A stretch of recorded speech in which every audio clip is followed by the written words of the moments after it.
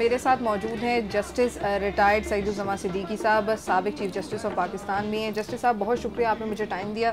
मेरा बड़ा बेसिक सा सवाल है जस्टिस साहब, ये बच्चे दुनिया में आ चुके हैं, हमारा लॉ कुछ ऐसा क्यों नहीं करता? क्योंकि ईदी फाउंडेशन ने ये केस जो था ये लेकर सुप्रीम कोर्ट तक गए थे और उस पर सुमोटो भी हुआ था, जिसके ऊपर ये कहा गया था कि जी वल्दियत जो है वो आप लेपालिक बच्चों को नहीं दे सकते शरअन, क्योंकि उनका जायदाद में कोई हिस्सा नहीं होता, विरासत में कोई हिस्सा नहीं होता। Agreed on that point.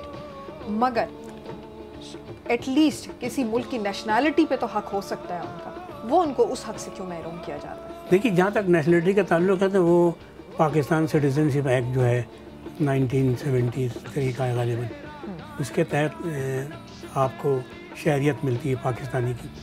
तो वो तो उसके अंदर बहुत ही वाज़ेह तौर पे लिखा हुआ है कि जो शख्स पाकिस्तान बनने के बाद पैदा हुआ है यहाँ तो इस ज़मीन पे, वो यहाँ का सिटीज़न है। देखिए, अगर नेशनलिटी अगर इंसान की by virtue of citizenship act है मौजूद है तो वो आप डिनाई नहीं कर सकते। लेकिन जस्टिस साहब, क्यों हमारी सोसाइटी के अंदर या नादरा कह लें या बेफॉर्म का सिलसिला, इसमें बाप का नाम बहुत ज़रूरी होता है। हालांकि क़यामत के दिन तो माँ के नाम से उठाया ऐसे ऐसे बच्चे हो सकते हैं जिनके माँ बाप के आप पता ना लगा सके, लेकिन जो हमारे यहाँ एक इस्लामिक उसूल ये है कि हमारे यहाँ एक तरीक़ाकार ये है कि इस्लामी क़ानून के तहत अगर बाप का नाम अवेलेबल नहीं है तो माँ का नाम डाला जा सकता है।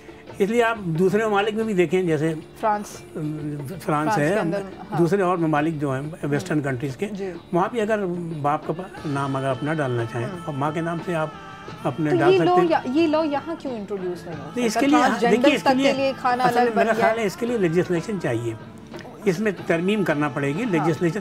देखिए, ये नादरा का जो सिस्टम है ये इसके कोई क़ानूनी तौर पर इसका अभी तक कोई हमें लेजिस्लेशन नहीं मिल सका कि किस तरह ये इस्टेब्लिश हुआ, उसके अंदर क्या क्या।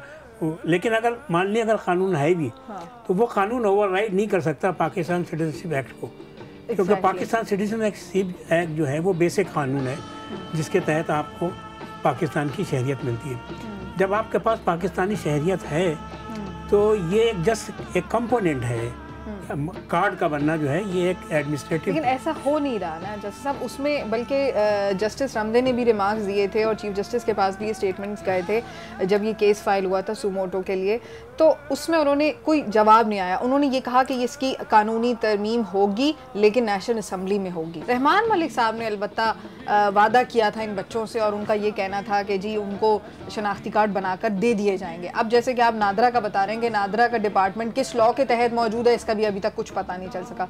तो और फिर अगर हम ट्रांसजेंडर्स की तरफ आते हैं तो चीफ जस्टिस साहब ने उनके लिए तो नोटिस लेके और फैसला कर दिया, तो इन बच्चों के लिए भी कर ले, मतलब इसमें फिर नेशनल असम्बली में जाएगा। ये तो आप लोग ज़्यादा फाल होते हैं, मतलब आप लोग ज़्यादा जल्दी डिसीजन दे सकते हैं। देखिए, अगर पाकिस्तान सिटीजनशिप एक्ट में ही आप तरमीम कर सकते हैं, जो एग्जिस्टिंग एक्ट है उसके अंदर एक मज़ीद सेक्शन डाला जा सकता है कि ऐसे लोग जिनके बाप का पता नहीं है या जिनके बाप और अगर चलिए बाप का ना भी पता हो जस्टिस साहब, इतनी ज़्यादा डिवोर्सेस होती हैं, सेपरेशंस होती हैं, 10,000 मसले मसाइल ख़ानदानी प्रॉब्लम्स होते हैं, माएँ बेचारियाँ रुलती फिरती रहती हैं, बेचारे बच्चों के शनाख्ती कार्ड नहीं बनते, बाज़ बच्चों का तो कोई होता ही नहीं है, वही रुलते फिरते रहते हैं। मतलब तो फिर ये किस तरीके से मसला सॉल्व होगा? मुल्क के क़वानीन तो मौजूद होने चाहिए इस कोई प्रॉब्लम सॉल्व करने के लिए। नादरा के लिए तो नहीं थे, तो फिर वो कैसे हो गया? तो ये क्यों नहीं हो? ये तो वो देखे ना, ये तो उसको फेडरल गवर्नमेंट का एक डिपार्टमेंट बना दिया उन्होंने। नादरा इज़ वर्किंग, हमने जो तहकीक़ात की है उसकी रूह से NADRA is working as a department of federal government के डिपार्टमेंट के तौर पर। तो इसके तहत अगर वो काम कर रहा है तो ये सब एडमिनिस्ट्रेटिव तरीके से ये जो कार्ड बनाना और ये सब ये इंस्ट्रक्शंस के ऊपर होता है, तो उसके अंदर तरमीम की जा सकती है। गवर्नमेंट अपनी इंस्ट्रक्शंस निकाल सकती है, मिनिस्ट्री ऑफ इंटीरियर जो है वो कंट्रोल करती है इसको। तो मिनिस्ट्री ऑफ इंटीरियर अपने रूल्स के अंदर अमेंडमेंट कर सकती है कि ऐसे बच्चे लगेंगे। जी, मैं कुछ लोग टाइम में रहते हैं, बहुत ही मामूली बात है। लॉ डिवीज़न के पास जाएगा, रेफरेंस लॉ डिवीज़न उसमें उसको वेटिंग करती है, वहाँ से वेटिंग करानी पड़ती है। इस किस्म के जो मामला होते हैं उनकी वेटिंग लॉ डिवीज़न करता है। तो लॉ डिवीज़न में अगर वो भेज दें समरी बना के कि ये सूरत हाल पैदा हुई है, ये मुश्किलात हैं, जो ऐसे बच्चे हैं जिनके माँ बाप का पता नहीं चल रहा है, तो उनको वो लेकिन पैदाइश उनकी साबित है कि वो पाकिस्तान में हुए हैं, वो नेशनल हैं पाकिस्तान के।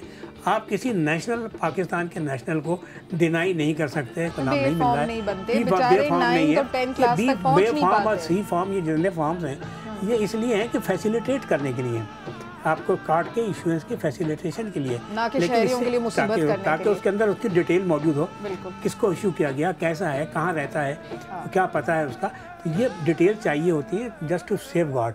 लेकिन ये बेसिक चीज़ नहीं है, बेसिक रिक्वायरमेंट लॉ की नहीं है। क्योंकि अगर उनका आईडी कार्ड नहीं बनता वो ज़्यादा खतरनाक है, इसलिए उनका कुछ आगे ऐसे लोग जिनके कोई आइडेंटिटी कार्ड नहीं, उनको आप कैसे कंट्रोल करेंगे। दूसरी बात ये कि आपको मालूम है आजकल के वक्त ये बिल्कुल कंपलसरी है कि आप आर्म्स लाइसेंस बनाने जाएं, बैंक अकाउंट खोलने जाएं, या आला तालीम के लिए जाना चाहें, या स्कूल में दाखिले के लिए जाएं, तो हर चीज़ के लिए जाएं तो आपसे वो फॉर्म मांगते हैं। तो इसमें इन मुश्किलात का जिसका आपने जिक्र किया, इसका हल मौजूद है, इंटीरियर मिनिस्ट्री के अंदर हो सकता है, वो इसके अंदर अपने रूल्स में अमेंडमेंट करके और इनके लिए पॉसिबल बना सकते हैं कि इनको नादरा के कार्ड इशू